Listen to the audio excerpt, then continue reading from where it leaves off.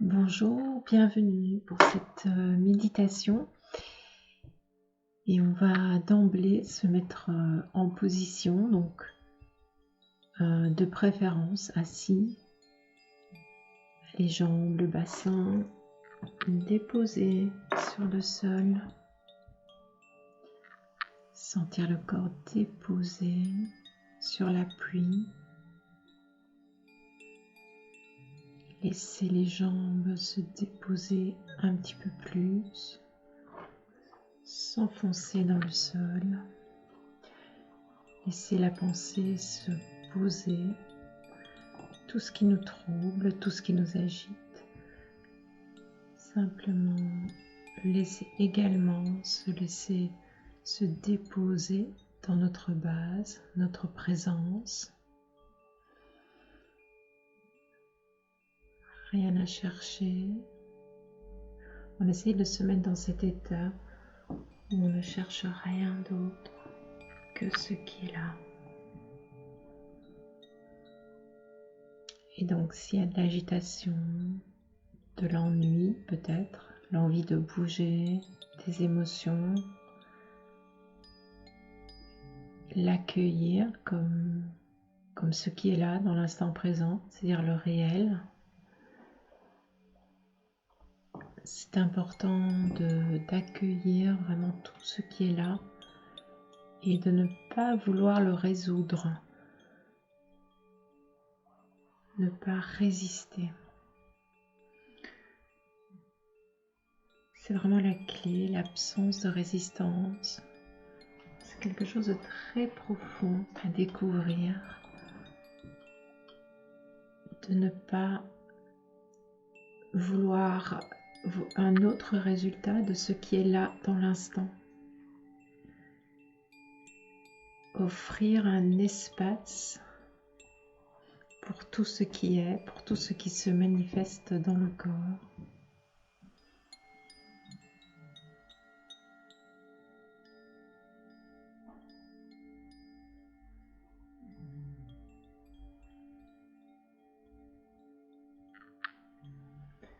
Donc chaque fois qu'on arrête de résister, de vouloir c'est-à-dire chaque fois qu'on a une attente,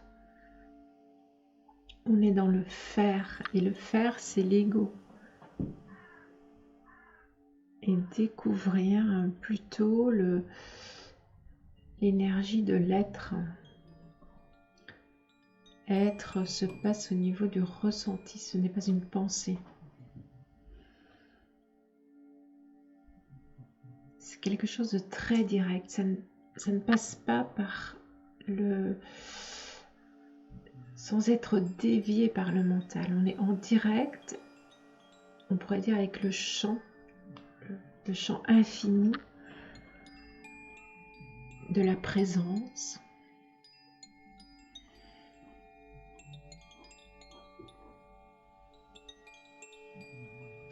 Sentir aussi la douceur quand on est dans l'être, justement. C'est beaucoup plus doux que de passer toujours par cette résistance, ce combat, ces attentes. Simplement être déposé.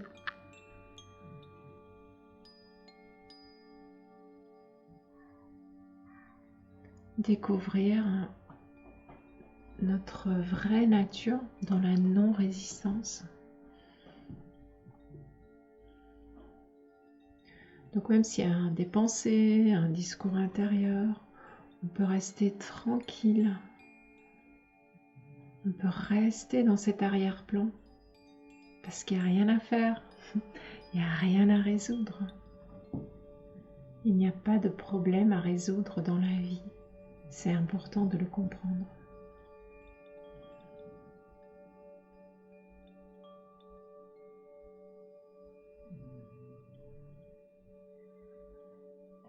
Sentir ce lien direct avec la source, avec notre potentiel. C'est ce qu'on appelle la puissance, la force du moment présent.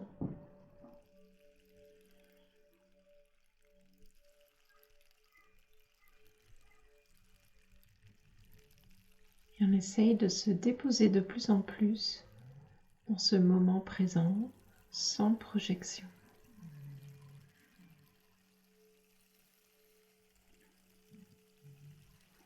Et goûter, parce que la méditation c'est vivant, on peut goûter la douceur. Ce qu'on pourrait aussi appeler l'amour, mais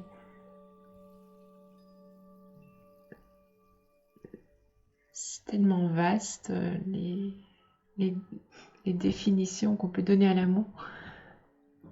Donc on peut sentir la bienveillance, la douceur, cet espace beaucoup plus large aussi, c'est comme si on dézoomait.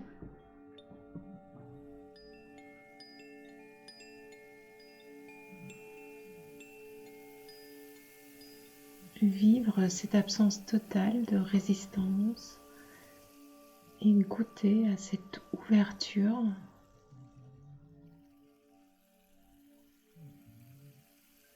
Alors peut-être justement qu'il y a des tentatives de court-circuiter cet espace, cette paix intérieure. C'est un peu ce que fait l'ego, bien sûr. Et là aussi, on peut accueillir cette résistance parce que elle est là. Elle apparaît dans la réalité de qui on est. Tout simplement l'accueillir.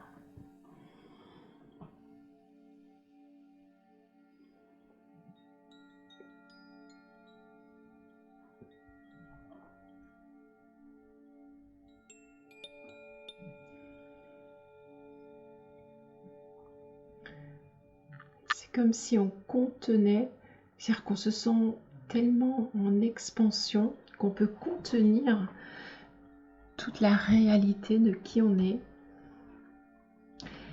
Et ça nous fait quitter un peu notre mode individuel.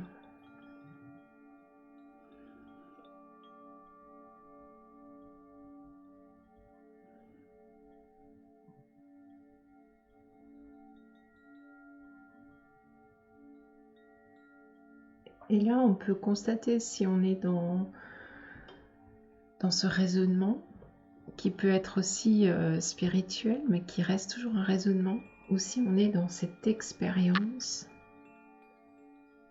de vivre cet espace, même s'il y a des résistances, de se déposer de plus en plus dans l'être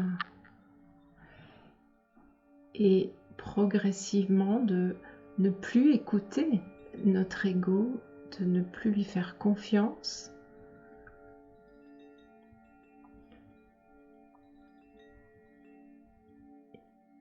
Et justement faire confiance à cet espace beaucoup plus large de notre être.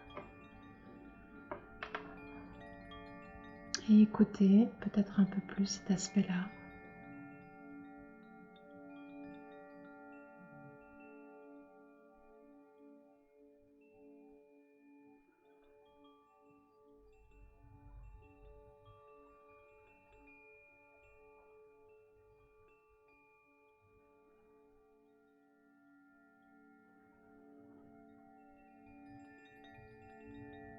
Sentir aussi qu'il n'y a plus de mouvement vers quelque chose, c'est-à-dire qu'il n'y a plus de déplacement vers quelque chose d'extérieur. Il y a le fait de ressentir que tout est là, tout est posé en cet instant, tout est complet et que l'ego, souvent le mental, vient nous replonger dans cette scène de théâtre où il y a des scénarios, des films, des personnages.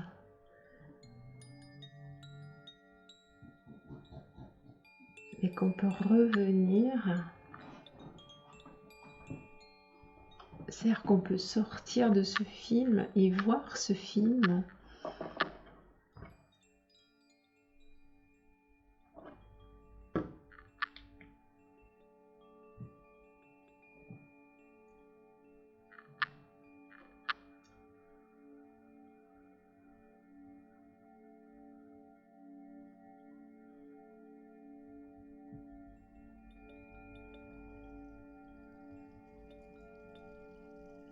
Sentir qu'il y a une différence entre l'identification à tous ces personnages, à ces histoires de notre vie personnelle. Justement, là, on rentre dans cette individualité exacerbée.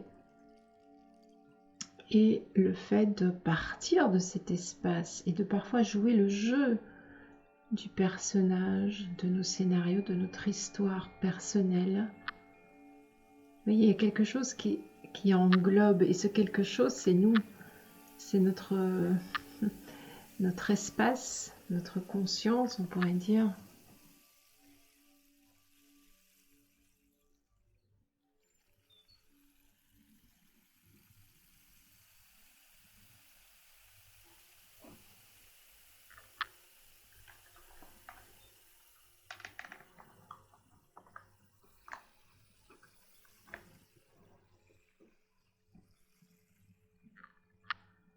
On va ressentir la respiration dans tout le corps.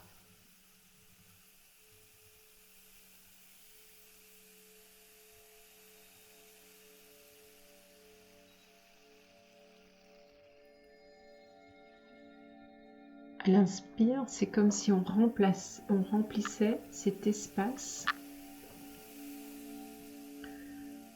de cette énergie de vie, de cette puissance, de cette vibration. Et à l'expire, on va la diffuser dans tout le corps, comme si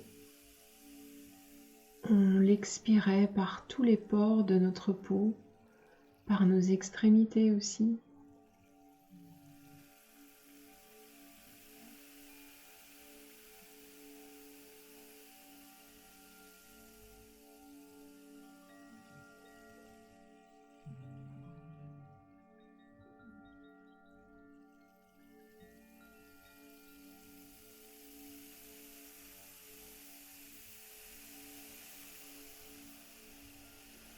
Et une sorte de prise de conscience entre la réalité de qui je suis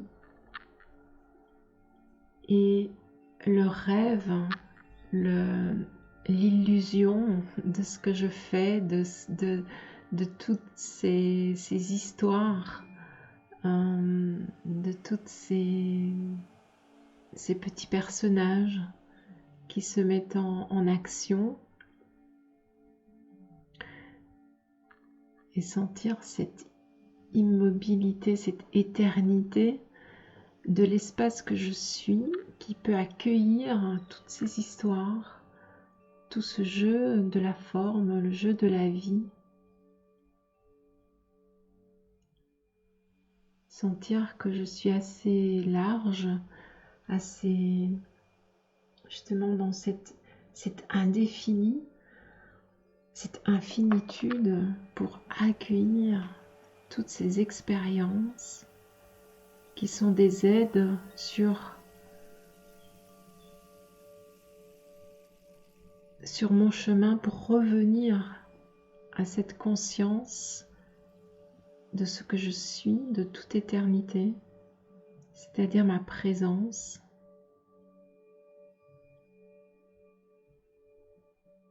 Et là, on peut se déposer parce qu'il n'y a rien à faire. Il y a juste à... Vous savez, c'est comme quand on parle des dimensions, c'est simplement des états d'esprit, des états de conscience. Et il suffit de changer de perception, d'angle de vue. J'avais parlé de dézoomer, parce qu'il n'y a rien à faire. Il n'y a rien à obtenir, à atteindre, nulle part où aller, simplement devenir cet espace que l'on est déjà.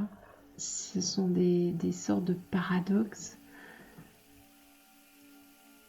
pour sortir de l'illusion, du drame.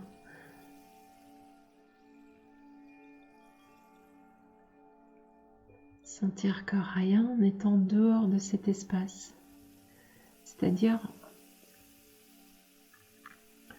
que même ce qui paraît être contrasté, ce qui peut paraître être l'ombre ou des choses qui nous dérangent font encore partie de cet espace de lumière qui nous... C'est comme si l'ombre... En fait, il y a une ombre parce que ça barre la lumière, parce qu'il y a un obstacle qui empêche la lumière de rayonner. Et on peut simplement, grâce à cet obstacle,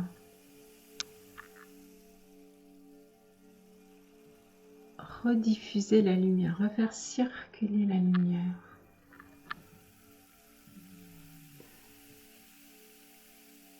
Reprendre conscience que tout est lumière, que l'ombre c'est simplement la lumière qui est confrontée à une objectivation, un arrêt, une cristallisation. Et sentir que tout dans le corps circule.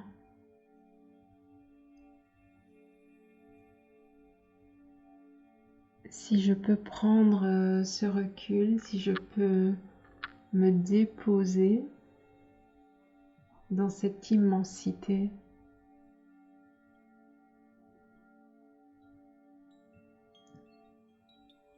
c'est vraiment faire le deuil de chercher la solution à l'extérieur, d'attendre des personnes ou des situations, de combler nos manques, qui sont des illusions. C'est là aussi, c'est une ombre qui s'est formée parce que il y a une invitation à redécouvrir qu'on est cette lumière, cette pleine puissance, et que ça part de l'intérieur. Au plus c'est fluide à l'intérieur, au plus ça va être fluide à l'extérieur, parce que ce n'est qu'un reflet, une manifestation de l'énergie, de la circulation de l'énergie intérieure. C'est comme les maladies. J'ai entendu une belle définition de la maladie qui me parle beaucoup. Et quand je dis maladie, ça peut être des tensions, des douleurs, des nœuds émotionnels. La maladie, c'est le refus de voir la vérité. Et je trouve que c'est très parlant, d'autant plus en cette période. Il y a quand même beaucoup d'indications et d'invitations à sortir du monde des mensonges, des chimères. Et donc la maladie nous aide à retrouver la vérité. Et je trouve que le mensonge extérieur, qui est de plus en plus dévoilé, nous ramène à notre mensonge intérieur. Quels sont encore tous les endroits de notre corps, dans notre esprit, où ça ment, où on ne veut pas voir, où on se raconte des histoires, où on se décalque sur l'histoire qui est racontée à l'extérieur pour justifier, pour ne pas regarder en face nos mensonges intérieurs. Et on peut voir que chaque fois qu'on se ment, c'est quand il y a un décalage avec ce que je sens et ce que le raisonnement, chaque fois que le raisonnement me détourne de ce que je ressens. C'est-à-dire que je vais ressentir une adéquation profonde en moi, et puis le mental va le reprendre en disant oui mais bon, c'est pas comme ça, et puis ça va rejoindre l'opinion publique aussi, pour correspondre au regard des autres, pour s'adapter, parce qu'il y a une peur de justement s'affirmer dans ce qu'on ressent. Vous voyez, c'est tous ces mensonges qui pour le moment demandent à éclore, à être regardés tout simplement, et inonder de notre lumière de vérité, on pourrait dire. Et donc la maladie, c'est vraiment ça, ça aide à nettoyer là où encore ça ment à l'intérieur. Et depuis le début des temps, il y a beaucoup de mensonges, de tabous, de détournement de la vérité. Et ça, tout ça se trouve à l'intérieur de nous.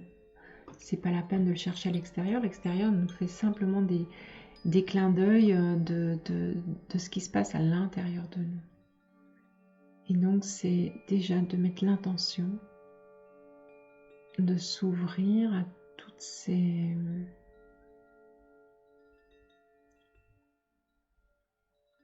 tous ces détournements. Chaque fois qu'on s'est détourné de notre vérité, chaque fois qu'on s'est trahi, alors souvent on se plaint des blessures de trahison.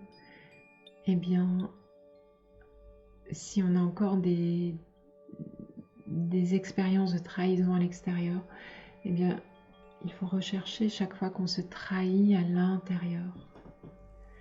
Et donc l'invitation, c'est tout simplement déjà de mettre l'intention d'être cette transparence de la personnalité de notre personnage au service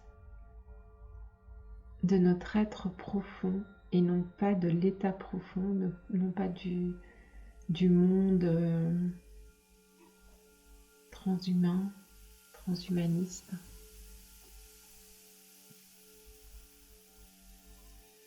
Et déjà avec l'intention de nourrir notre être profond plutôt que de distraire tout le temps notre personnage et de combler ses manques à l'extérieur.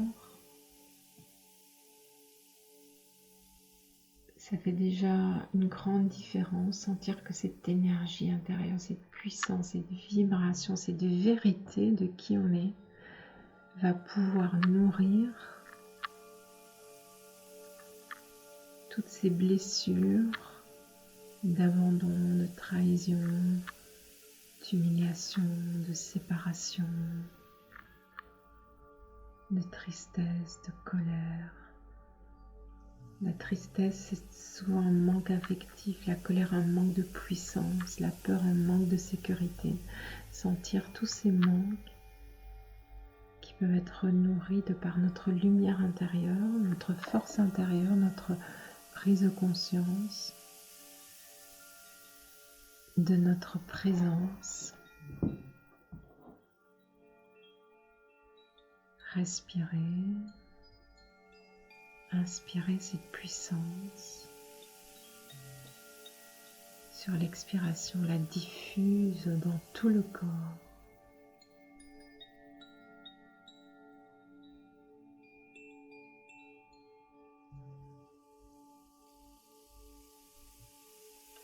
Je fais le deuil que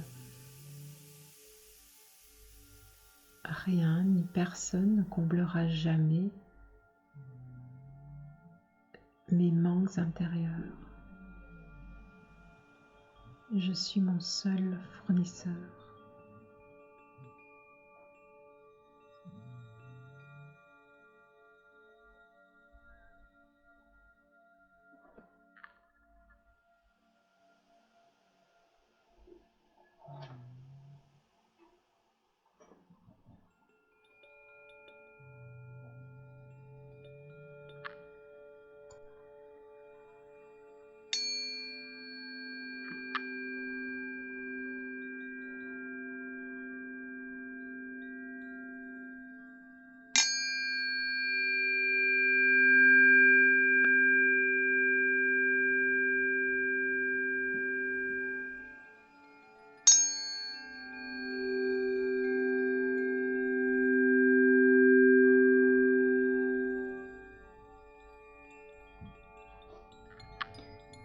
Voilà, tranquillement, pour revenir à la conscience de la respiration, on peut commencer à bouger tranquillement les mains, les pieds.